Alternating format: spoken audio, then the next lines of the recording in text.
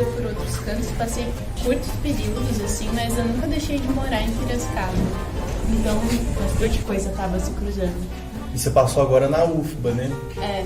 Vai estudar o que lá? Dança. Eu comecei a fazer faculdade aqui, né? Na Floresta, engenharia florestal aqui, mas aí a arte teve que pulsar de volta. E aí eu tô nessa caminhada de intercruzar esses interesses e pulsões de vida, né? Pelo socioambiental e pela arte. Para você, as duas caminhadas estão interconectadas. Estão super conectadas. Só que eu tenho me debruçado muito mais pra arte no momento. Mas é isso, a gente tá.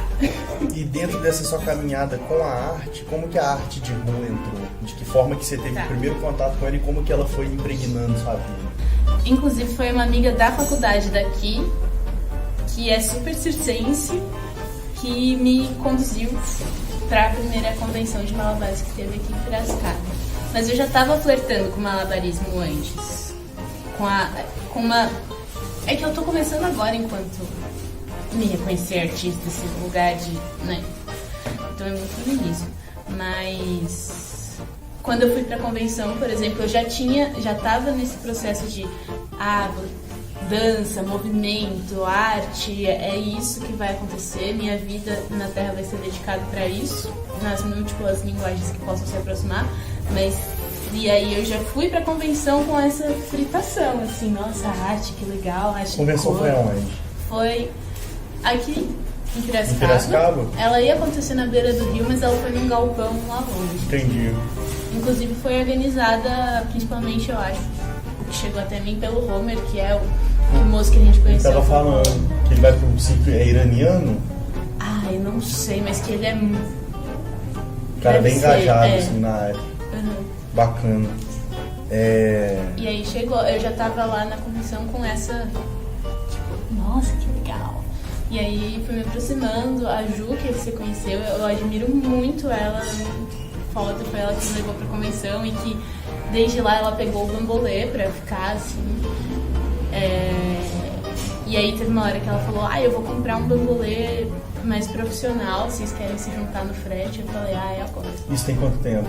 Foi no fim do ano passado. E Nós, eu já elas, tinha pouco tempo já tá mandando aquilo tudo, você também? Que isso, velho. Porque eu já tinha o bambolê e já tinha curtido muito dançar com ele. Só que esse bambolê preto aqui, foi o primeiro que eu ganhei em uma viagem que eu fiz. Mas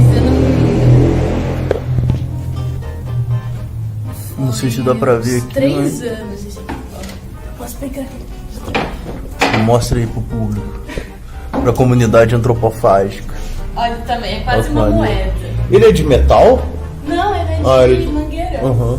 Não sei se dá pra pegar. Ele é bem grandão. Você aprendeu nele? Aprendi nele. Foi uma viagem que eu tava fazendo, e daí uma moça que fazia umas coisas incríveis com o bambolê deu uma oficina para as crianças. E daí começou lá, mas de treinar mesmo só ano passado. E aí como que foi sendo essa aproximação diretamente com a arte de rua? Eu acho que ela começou mais depois da convenção e depois de ter me conectado mais com a Rainha, assim. Porque ano passado não ia pra rua, ficava mais em casa. E aí esse ano que a gente se reencontrou depois da convenção, que a gente se conheceu, de estar junto com ele na rotina, né, de certa maneira, e de admirar muito esse lugar em vários aspectos, e que da hora que rola de se sustentar a partir disso, assim. O Igor estava me falando que uma das coisas que ele mais preza no trabalho, no semáforo, é fazer junto. Que ele viu a gente lá, já ficou doido, já veio se aproximando. Que quando ele faz sozinho, meio que perde o sentido. Você sente dessa forma também? Você se identifica com isso? O que você pensa sobre essa fala? Eu acho que eu ainda tô descobrindo, mas, teve poucas chances de juntar, porque a pandemia também, né? O junto, ele tá relativizado, assim. Os encontros estão suspensos por um tempo, né? E aí a chance, eu fazia com a Ju, a gente começou a ir juntas pra rua. E foi muito gostoso, foi muito seu gostoso. contato com a arte de rua foi concomitante com o começo da pandemia. Foi. E aí, porque o bambolê primeiro, tipo, é isso que eu tava te falando naquela hora, ele vai um pouco pra além. A arte de rua veio depois de ter curtido muito bambolê. Uhum. Tipo, eu tava curtindo muito bambolê enquanto modalidade de dança e querendo me aprofundar disso e virar professora de bambolê antes de ir pra rua, assim. E aí você falou do bambolê como filosofia de vida.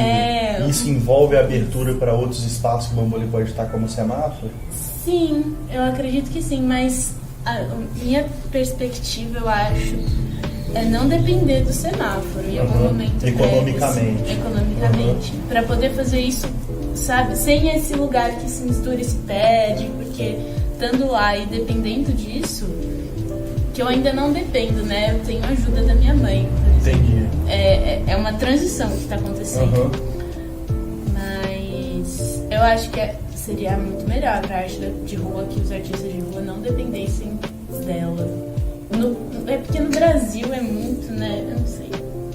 Em outros contextos, em outros países, talvez seja diferente. E como que você acha que pode acontecer, assim, para melhorar essa situação? Porque eu também sinto que a dependência econômica, ela interfere na performance, sim, às vezes, no que a pessoa quer preparar para entregar, sim, na liberdade da pessoa, na própria abertura dela. Como que você acha que são outras vias? Por exemplo, a Lei Aldir Blanc entrega, a Lei Aldir Blanc, ou política, a Lei Rouanet, financiamento de empresa privada local. Eu acho que eu tenho pouquíssima experiência ainda, sabe? Pra dizer esse posicionamento, assim, mas a gente tá tendo a chance de se inscrever nos editais, de tentar. Eu participei de um edital do PROAC no começo do ano, o núcleo tá articulado para isso, então tá me trazendo várias outras possibilidades de... E eu boto fé que a gente tem que se apropriar disso, porque é dinheiro público e muita grana, pelo menos do PROAC, pelo que eu tava ouvindo, ela retorna pro governo por falta de capacidade. Eu acho que não é só de articulação para começar o projeto, assim, mas para dar seguimento, para os projetos acontecerem, assim, muita grana volta. Então, entender esse trampo da arte usufruindo e reivindicando cada vez mais recurso público, assim. Ainda que São Paulo, pelo que eu ouvi dizer, é muito privilegiado. Tem sentido. Mais financiamento. Tem muito mais, né? Mas também tem muito mais artistas, né? Em questão de artistas que tentam chegar nesse lugar, né? Eu não sei, eu tenho receio de falar essas coisas, porque eu sou bem pouco informada, sabe? Então, a gente vai... Isso eu acho que vai ser o ponto central do nosso papo, que o que eu acho mais interessante é que quando a gente troca ideia, eu te pergunto coisas que eu, assim, pelo que eu te conheço, o pouco que eu te conheço, eu tenho certeza que você tem propriedade para falar. Só que você questiona, mas não é... Às vezes eu vejo que você questiona, não é a sua propriedade de falar do tema, porque você fala algo sobre o tema, mas você questiona a identidade de artista. Isso. E aí como que fica essa relação sua com a identidade de artista? Você falou que a partir de pouco tempo atrás você começou a se reivindicar essa identidade, se ver como artista, e mais cedo você tinha falado, aquele dia foi o dia que eu me senti mesmo como uma artista de rua. E aí como que você se passou a se ver de um lugar comum, de um lugar como pessoa, como Sofia, para Sofia como artista, e dessa Sofia pessoa para Sofia como artista, para Sofia como artista de rua? O que te levou a isso, refletindo? Bem improvisado mesmo. Eu acho que talvez entender o corpo político enquanto presença política, assim, ocupar as ruas cada vez mais enquanto uma escolha, enquanto uma necessidade, enquanto muita coisa, assim. Tipo, a arte tem que estar na rua, um pouco do que a gente estava falando das narrativas que estão ocupando muitos espaços ao longo da pandemia e a arte ficando em casa só. Porque legal que chega a grana, mas o que está sendo feito para a rua, porque o movimento continua na rua, e aí um monte de coisa, de inquietações perante o mundo que eu sempre tive, estão sempre em transformação, mas, né, esse monte de coisa. Então, estar lá sendo vista por muita gente, o que eu posso fazer com isso, como eu posso expressar aquilo de utopia de mundo que eu acredito artisticamente nesses espaços. Então, me sentir artista, eu acho que vem essa responsabilidade, sabe? Das escolhas, daquilo que a gente está representando. E daí isso vai transformando as menos como eu quero estar ocupando esse lugar. E aí isso tá sempre assim. Então, essa tomada de porque o sentimento é uma coisa que me interessa muito. Por exemplo, tratando de mim, assim, ser artista de rua. A partir do momento que eu comecei a tocar violão na rua, não era para ser artista de rua, era para não trabalhar de garçom, ganhar uma grana. Eu tocava violão e queria trabalhar com música, e era um lugar que não me exigia nada, porque eu também não me considerava um artista, um músico bom o suficiente para ocupar os espaços que eu acreditava que eram os espaços. Então foi meio que como uma escola. A partir dessa prática, eu passei a me ver como artista, e aí me colocar nesse lugar de artista. A partir do momento que eu comecei a entrar nessa prática, eu vi que outras pessoas. É isso que eu queria falar. Inicialmente surgiu como um conceito, tipo assim, o artista de rua, um lugar. E eu falava, eu não sou essa pessoa, eu sou eu que está trabalhando com isso, está flertando com isso até certo ponto, mas ainda não me sinto dando conta da responsa de ocupar esse lugar, essa identidade. Assim, sou artista de rua.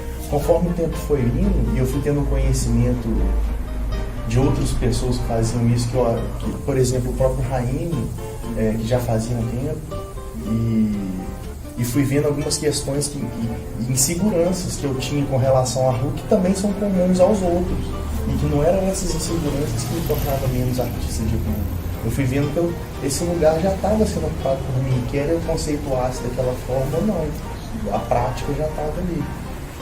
E aí, enfim, aí eu tive o sentimento, aí por isso que eu cheguei nisso, eu passei a ter o sentimento de pertencimento. Quando alguém fala artista de rua, eu falo, eu sou artista de rua. Como que isso é nesse sentido que era a minha pergunta, o sentimento que te dá propriedade para se reivindicar, por exemplo, enquanto artista. E o que eu acho que é isso, ele tá começando a vir, sabe? E ele veio mais, por exemplo, na semana passada, porque a gente foi todos os dias, e de criar uma rotina, de entender a minha energia direcionada para isso, esse é o espaço que eu escolho ocupar. E eu acho que o sentimento vai vindo disso, assim. Talvez seja ele que é o bichinho que morde a gente, que a gente não consegue mais fazer outra coisa, completamente. Esse sentimento de estar trocando, né? Num lugar de troca, se colocando aberto a trocas para além do dinheiro. Uhum. E aí, novamente, o lugar de para além do dinheiro, para além de depender financeiramente. Sim. Intensamente. Todas as suas horas de trampo na rua são direcionadas para o seu sustento.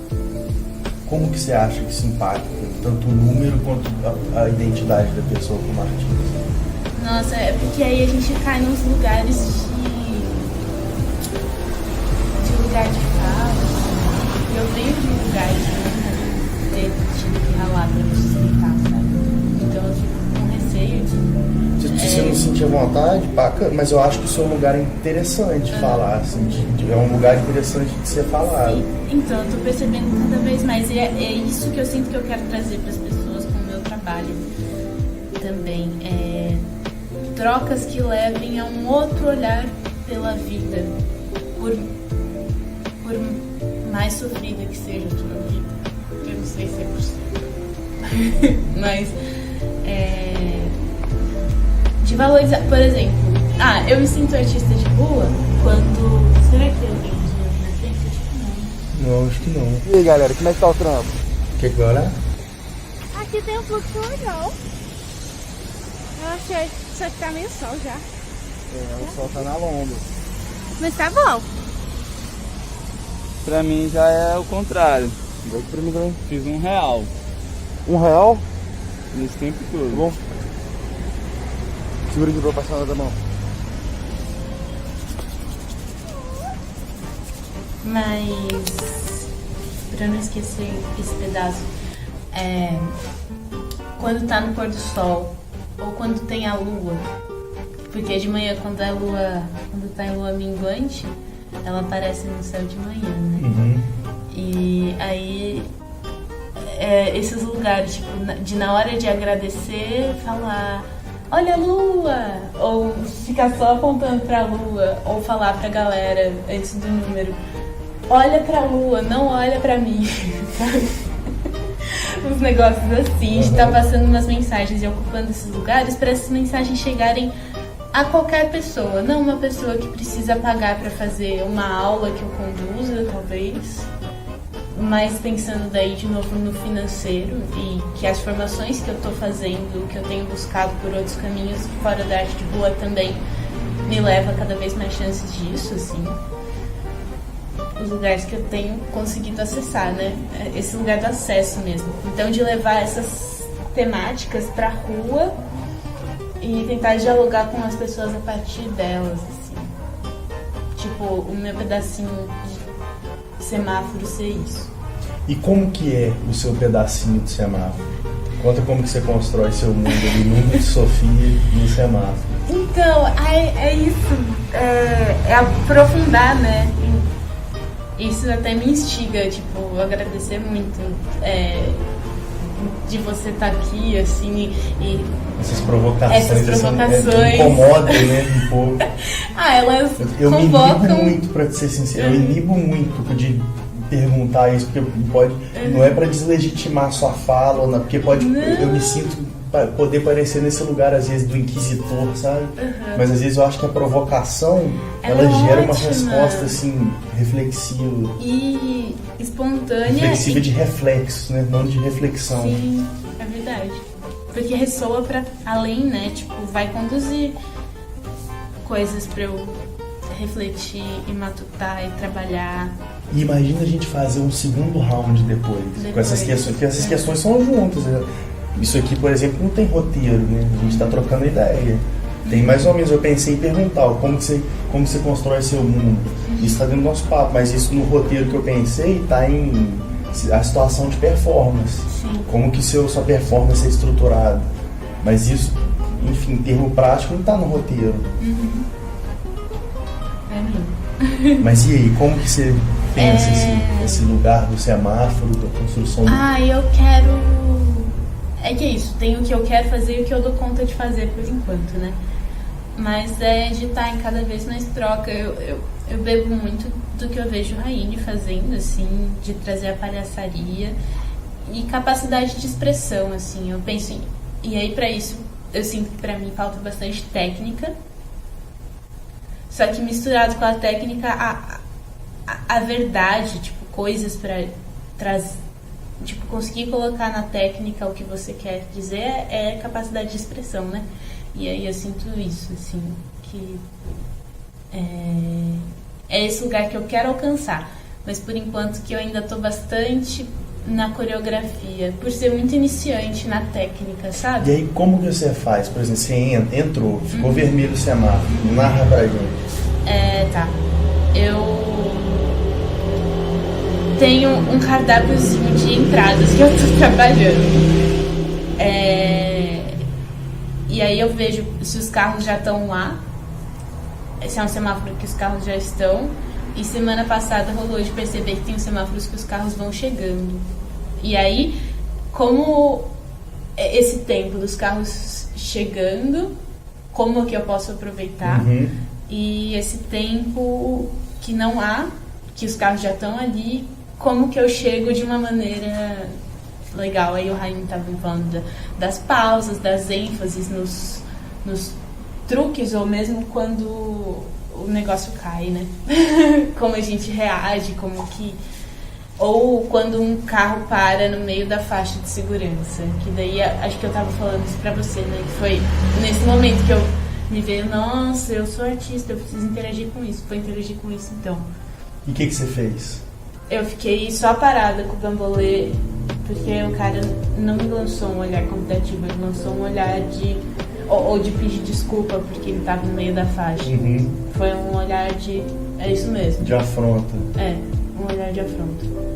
E aí eu só fiquei parada com o bambolê assim, com o galo dele no meio, né? Porque eu entro assim, às vezes, e só continuei assim. Tipo, fui barrada por esse carro e eu fiquei um minuto inteiro. Parado. É. E os outros carros, você agia de alguma forma?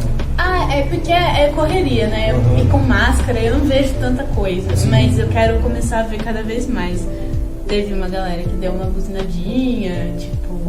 Não, uma buzinadinha de saudações. Eu acho que o cara do ônibus me deu R$2. Nesse número? É. O do cara do ônibus é massa também. Então, nossa, eu adoro receber coisas do cara do ônibus. Ele me deu uma água uma vez. É muito massa. A galera isso, do caminhão, a galera que tá lá em cima e vê super e a gente não bota fé, porque às vezes eu me vejo, tipo, nem passando na hora de pedir dinheiro, né? Não passando. Às vezes você nem olha, né, pra quem Nem tá olha, em cima demais. Assim. E a galera, nossa, tá sempre somando, assim, é muito legal. Mas aí então, aí você entra, se tem alguma coisa interferindo diretamente na apresentação, você reage. E depois, como é que acontece? Não é sempre que eu consigo reagir, eu quero reagir cada vez mais. Uhum. E de estar cada vez mais atento, porque eu acho que isso é um músculo que a gente trabalha como qualquer outro. Assim. O olhar, né? O faro tá barrado, né?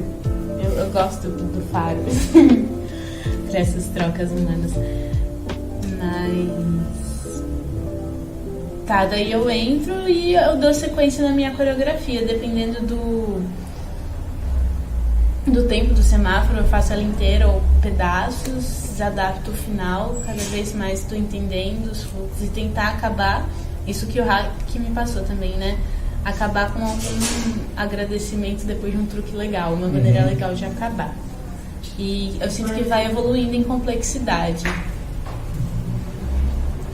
Ao longo da coreografia vai evoluindo as complexidades dos movimentos que eu faço. As relações, as conexões que você faz entre um e outro, desse cardápiozinho. Que pelo que você falou, você constrói de uma forma cíclica, né? Podia falar um pouco disso também, que acho que captamos mal lá no semáforo. Dessa noção de ciclo, de ter círculo. E aí também desse lugar entre a técnica e o improviso, esse papo, esse lado do círculo. Eu só acho que talvez a gente tenha que deixar pra depois. Demorou. Minha carona tem chegado. Né? Demorou. Ela chegou. Depois a gente continua. É super importante. Mas você tá curtindo, velho? Valeu demais, Sofia. Sério mesmo, por estar se disponibilizando, velho. Maneiraço. Eu que agradeço. Eu sinto que às vezes eu desligo, mano. Desligo do ambiente, desligo de vocês. Aí pra eu ter a visão etnográfica, eu tenho que às vezes deixar a câmera num canto e observar comigo mesmo. Porque parece que você fica vendo através da câmera o mundo. Então, o que eu acho que seria interessante, quando você achar que você já captou as imagens próximas e tal, o que você queria, é deixar a câmera ali do outro lado da rua fervendo, assim, o que aconteceu, tá ligado?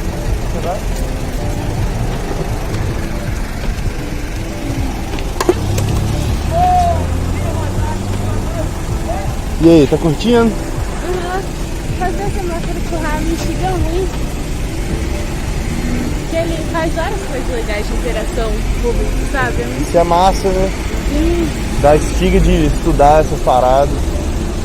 E também de ser mais real, né? Tipo, teve... Acho que foi em São João. A gente tava conversando com uma galera do artesanato que tava passando, assim. E aí a moça questionou o malabarismo de semáforo, falando que é só gente lá mostrando técnica, a gente treinando. É frio, não tem contato. E aí ficou assim. E eu sinto, o Rainha não faz isso. Que doido, ela falou isso? Falou. Mas em qual contexto, assim? Ela tava falando, tipo, inovem na maneira de fazer. Semáforo. E ela trombou com vocês no semáforo ou vocês trombaram com ela na rua? Ela viu a gente no semáforo algumas vezes e depois a gente encontrou ela na rua e parou pra conversar. Entendi.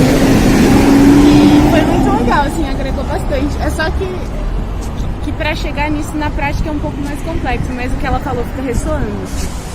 E ela trabalha vendendo artesanato na rua. E aí a técnica de vender, o outro Rainha tava falando de aprender com os vendedores ambulantes. Imagina que essa galera tem muito disso. Total.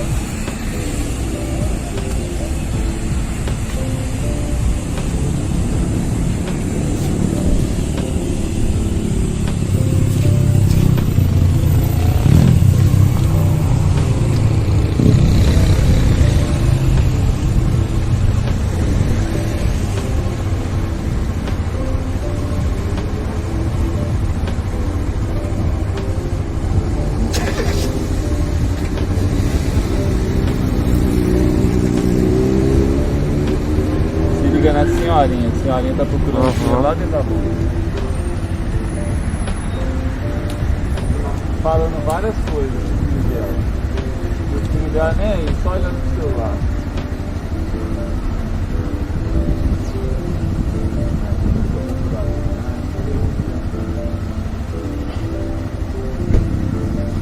Ah, não vai dar.